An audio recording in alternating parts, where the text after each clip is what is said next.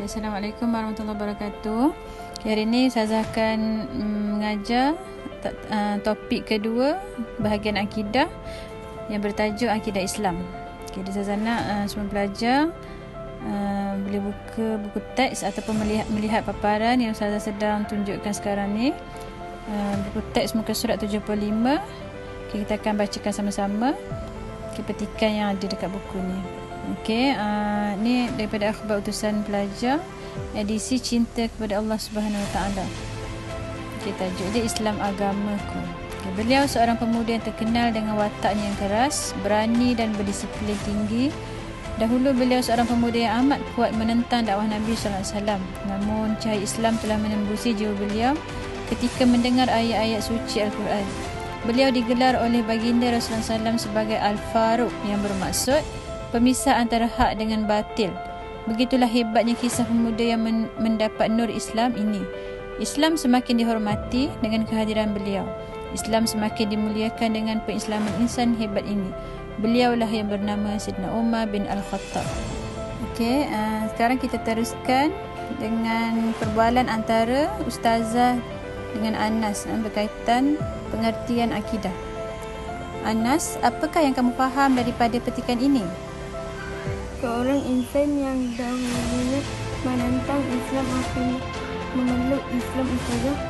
Betul Anas, ini kisah Sayyidina Umar bin Al-Khattab radhiyallahu anhu yang telah menemukan Islam sebagai akidah yang sebenar. Akidah, boleh Ustazah terangkan lebih lanjut tentang masuk akidah? Dari segi bahasa, akidah bermaksud ikatan atau simpulan. Dari segi istilah pula, akidah bermaksud keyakinan dan keimanan yang mantap terhadap rukun iman dan perkara-perkara ghaib. Baru saya faham Ustazah, kita sebagai seorang hamba Allah SWT wajib berpegang dengan akidah yang benar, bersumberkan Al-Quran dan hadis Nabi Muhammad SAW. Ya Anas, kita wajib menerima sepenuhnya apa-apa yang terkandung dalam Al-Quran dan hadis Nabi SAW. Kita juga perlu sentiasa berhati-hati agar tidak terpesong ke arah akidah yang salah. Ada akidah yang salah? Saya kurang faham Ustazah. Mudah saja untuk mengenali akidah yang salah. Segala kepercayaan dan amalan yang bercanggah dengan Al-Quran dan hadis, itulah akidah yang salah. Kalau begitu, sebagai umat Islam kita perlu ada ilmu akidah yang mendalam, bersumberkan Al-Quran dan hadis betulkah Ustazah? Alhamdulillah, tepat sekali kata-kata kamu Anas. Kita juga perlu sentiasa berdoa agar ditetapkan hati dan iman kita, insya-Allah. Di antara doa yang diajar oleh Rasulullah SAW ialah daripada surah Ali Imran ayat 8 yang berbunyi, A'udzubillahi minasyaitonirrajim. Rabbana la tuzigh qulubana ba'da idh hadaitana wa hab lana min ladunka rahmah innaka antal wahhab. Maksud dia, wahai Tuhan kami, janganlah engkau pesongkan hati kami setelah engkau berikan petunjuk kepada kami, dan kurniakanlah kepada kami limpahan rahmat dari sisimu, sesungguhnya engkau jualah yang maha pemberi kurnia. Kita teruskan muka surat 77 berkenaan dengan sumber akidah. Sumber utama akidah Islam ialah Al-Quran dan hadis. Terdapat banyak ayat dalam Al-Quran yang menjelaskan akidah. Yang pertamanya daripada surah Al-Ikhlas ayat 1 hingga 4 yang berbunyi, A'udzubillahi minasyaitonirrajim. Bismillahirrahmanirrahim. Qul huwallahu ahad, Allahus samad, lam yalid wa lam yulad wa lam yakul lahu kufuwan ahad. Maksudnya, katakanlah wahai Muhammad, dialah Allah Subhanahu Wa Taala yang Maha Esa. Allah Subhanahu Wa Taala tempat berharap, iaitu tempat memohon segala hajat, tidak beranak dan tidak diperanakkan, dan tidak ada sesuatu pun yang setara dengannya. Pengucapan syahadah sebagai tunjang akidah turut dijelaskan dalam sabda Nabi SAW yang berbunyi, An Abi Malik radhiyallahu anhu qala sami'tu Rasulullah sallallahu alaihi wasallam yaqulu man qala la ilaha illallah wa kafara bima yu'badu min dunillah haruma maluhu wa damuhu wa hisabuhu 'ala Allah. Hadis yang diriwayatkan oleh Imam Muslim, yang bermaksud Abu Malik radhiyallahu anhu berkata bahawa aku mendengar Rasulullah SAW bersabda, sesiapa yang mengucapkan kalimah la ilaha illallah, iaitu tiada Tuhan melainkan Allah, dan mengingkari pengibadatan kepada selain Allah Subhanahu Wa Taala, haramlah hartanya dan darahnya daripada diambil, dan hanya Allah Subhanahu Wa Taala yang berhak menghisapnya. Kedua-dua dalil tersebut membuktikan bahawa Allah Subhanahu Wa Taala dan Rasulnya mengakui kebenaran dan keistimewaan akidah Islam sebagai pegangan utama manusia. Kita akan teruskan kepada perkara seterusnya berkenaan dengan ciri akidah yang benar dan salah. Sekarang kita pergi pada muka surat 78. Kat sini ada membentangkan apa perbezaan antara akidah yang benar dan juga akidah yang salah. Setiap Muslim wajib berusaha untuk memelihara akidah mereka. Hanya dengan mendalami ilmu akidah, kita dapat mengenal akidah yang benar dan akidah yang salah. Antara ciri akidah yang benar dan akidah yang salah termasuklah, pertama dari sudut kepercayaan. Untuk akidah yang benar, percaya terhadap kewujudan, keesaan dan kekuasaan Allah. Manakala untuk akidah yang salah, menafikan keesaan dan kekuasaan Allah Subhanahu Wa Taala. Maksudnya, bila seseorang mempunyai akidah yang benar, dia percaya tentang adanya Allah Subhanahu Wa Taala. Allah ini sifat dia Maha Esa, tidak berbilang, dan Allah ini sifat dia sangat berkuasa. Tiada yang berkuasa melainkan Allah. Tapi kalau untuk akidah yang salah pula, akidah mereka ni menafikan keesaan Allah. Maksudnya mereka kata Tuhan ni ada banyak dan kekuasaan Allah. Mungkin percayaan yang salah ni, mereka ni menganggap ada kuasa lain lagi berkuasa daripada Allah. Yang kedua dari sudut sumber, untuk akidah yang benar, mengamalkan kepercayaan berlandaskan Al-Quran dan As-Sunnah. Sumber utama untuk akidah yang benar ialah Al-Quran dan juga As-Sunnah. Maksudnya adalah hadis Nabi SAW. Kalau untuk akidah yang salah, mengamalkan kepercayaan yang bertentangan dengan Al-Quran dan As-Sunnah. Maksudnya mereka ni ada rujukan selain daripada Al-Quran dan juga hadis Nabi SAW. Yang ketiga dari sudut batasan, untuk akidah yang benar, mentauhidkan Allah Subhanahu Wa Taala. Maksudnya mereka ni hanya beriman, percaya kepada kewujudan Allah Subhanahu Wa Taala. Kalau untuk akidah yang salah, mensyirikkan Allah. Maksudnya mereka kata Tuhan ni dia banyak lah. Yang keempat dari sudut amalan, untuk akidah yang benar, melakukan amalan, upacara dan adat istiadat yang selari dengan akidah Islam. Amalan sama ada ibadah, amalan seharian ataupun adat istiadat, upacara yang dilakukan mesti selari dengan apa yang diajar dalam Islam. Untuk akidah yang salah pula, melakukan amalan, upacara dan adat istiadat yang bertentangan dengan akidah Islam. Maksudnya apa yang amalan mereka buat ni yang tidak mengikut ajaran Islam yang sebenar lah. Contoh sebagai satu, ajaran sesat, penganut ajaran sesat ni dia boleh menunaikan Islam, menunaikan solat dengan cara dia hanya mengingat segala amalan tu, segala perbuatan solat tu dalam hati saja. Duduk sekejap, termenung, ingat aku sekarang setengah rokok, aku sekarang sedang sujud, sampailah memberi salam, cukup dah. Jadi jelas ajaran tu sangat bertentangan dengan Islam. Sebab kita yang belajar dalam bab solat, kita ada rukun fi'li. Rukun fi'li ni kita kena buat, dia perbuatan, kita kena laksanakan. Kalau tak buat, maka batal solat. Contohlah, kita tengok kat bawah tu kan, dia sebut tentang kunci ilmu. Terdapat banyak ajaran salah di negara ini yang telah diwartakan sebagai ajaran sesat. Antaranya termasuklah ajaran Taslim, Qadiani, golongan anti hadis, ajaran Millah Ibrahim dan Syiah. Ini contoh ajaran sesat yang ada di Malaysia lah. Dan sebab tu kita kena tahu, kalau ternampak ajaran tu dia sangat dia tidak selari dengan ajaran Islam, kita kena jauhkan diri. Kita masuk ke surat seterusnya 79, berkaitan dengan kepentingan akidah dalam kehidupan Muslim. Akidah teras dalam kehidupan seorang Muslim. Tanpa akidah, kehidupan manusia akan terumbang-ambing tanpa haluan, ibarat kapal yang hanyut di tengah lautan.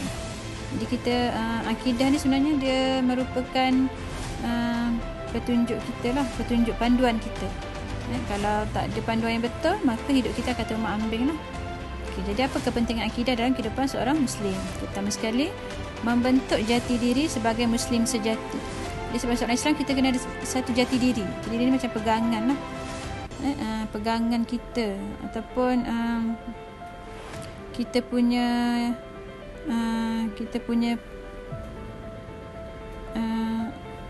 punya identiti kita. Macam mana identiti kita sebagai seorang Muslim? Contoh kita ambil dalam bab berpakaian. Kenapa wanita Islam Allah wajibkan kita ni menutup rambut kita. Itu sebenarnya salah satu cara untuk kita membezakan wanita Islam dengan wanita bukan Islam. Okey, yang kedua, menjadi sebab dan tujuan manusia diciptakan. Jadi sebab apa tujuan kita diciptakan ialah untuk beribadah kepada Allah. Jadi bila kita nak beribadah kepada Allah, kita kena percaya Allah itu wujud. Okey, yang ketiga, benteng daripada perkara khurafat dan syirik. Okey, benteng ni maksud dia sebagai penghalang lah, penghalang diri kita daripada kita melakukan perkara-perkara khurafat. Khurafat ni maksud dia perkara yang macam tahyul lah, tahyul atau perkara yang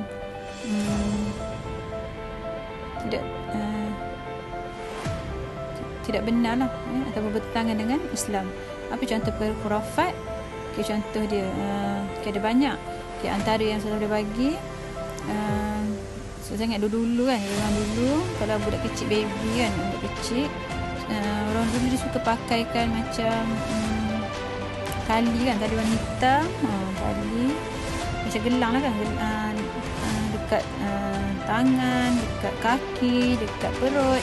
Dia apa tujuan dipakaikan bayi tersebut dengan macam takar lah kan. Adalah bertujuan untuk menghindarkan bayi tersebut daripada diganggu, gangguan lah. Budak kecil kan dia mudah nampak, jadi nak elakkan gangguan tu dipakaikan tali-tali tu, sebab mereka percaya tali tu sebagai pendinding, boleh maksudnya boleh menyelamatkan bayi daripada gangguan. Jadi kalau ada konsep macam tu, sudah dikira termasuk mempercayai perkara khurafat lah. Okey, dan syirik. Syirik ni maksudnya menduakan Allah, percaya ada kuasa lain yang lebih berkuasa. Kan bila kita guna benda lain, kita anggap benda tu boleh menyembuhkan kita, benda tu boleh memberikan kita kekayaan, itu dah dinamakan sebagai syirik lah, sebab kita percaya ada kuasa lain yang lebih hebat daripada Allah Subhanahu Wa Taala.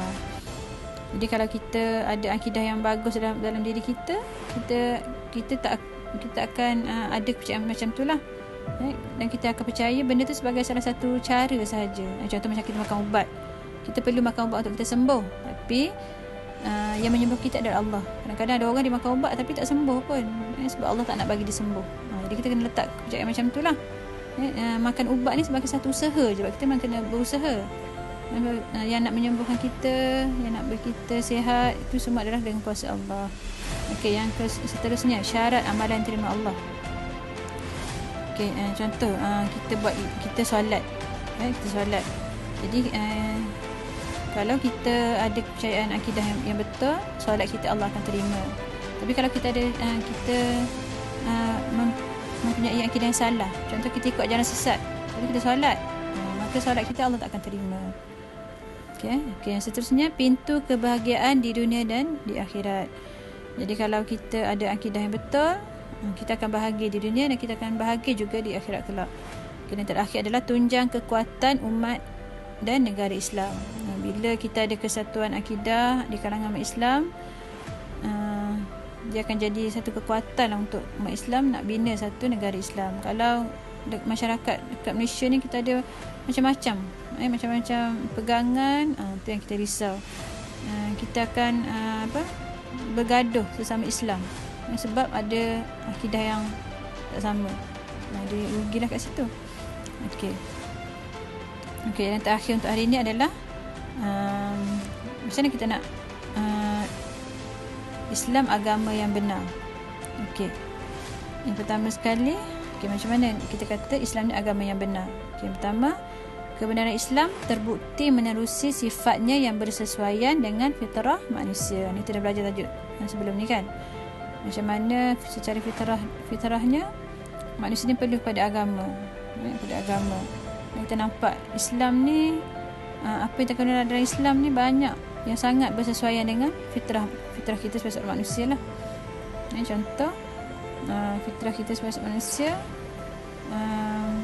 kita nak berkahwin, dan Islam membenarkan perkahwinan tersebut.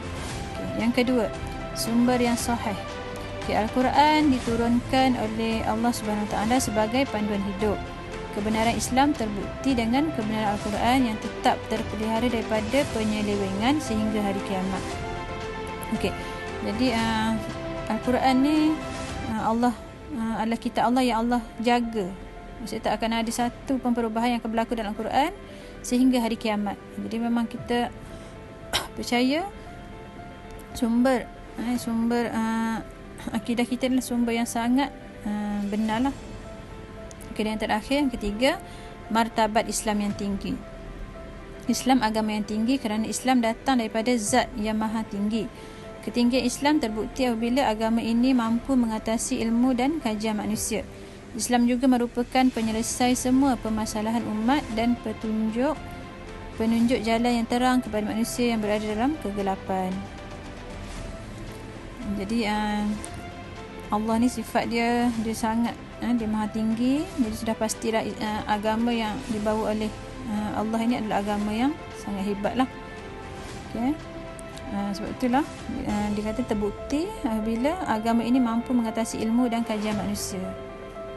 Okay. Sehebat mana pun manusia, kita tak mampu nak menyaingi kehebatan yang ada pada Allah Subhanahu Wa Taala.